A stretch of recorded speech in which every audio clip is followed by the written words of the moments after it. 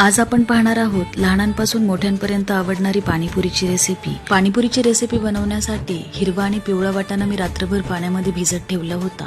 तो वाटाणा कुकरमध्ये ऍड करायचा। त्यामध्ये 2 बटाट्याच्या साली काढून तो बटाटा धुवून कट करून त्या कुकरमध्ये ऍड करायचा। चवीनुसार मीठ ऍड करून 1 वाटी पाणी ऍड करून कुकरच्या 4 शिट्ट्या करायच्या।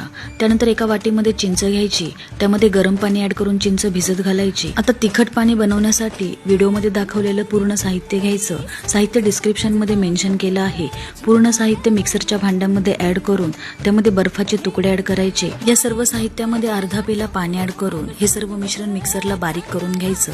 अशा प्रकारे मिक्सरला बारीक करून झाल्यानंतर हे पाणी चाळणीमध्ये गाळून घ्यायचं। गाळून घेतलेलं तिखट पाणी चिनी मातीच्या माठामध्ये काढायचं।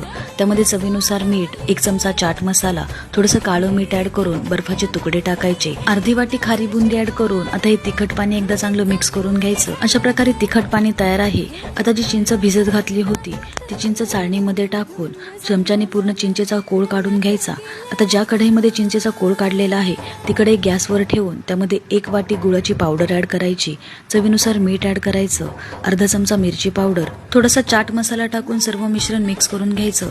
चिंचेचं गोड पाणी तयार झाल्यानंतर कुकरला वाटाणा आणि बटाटा शिजवला होता तो मॅश करून घ्यायचा। आता पुऱ्यांमध्ये रगडा, तिखट पाणी, आंबट गोड पाणी, बारीक चिरलेली कोथिंबीर, कांदा, शेव गार्निश करायची। पाणीपुरी तयार आहे।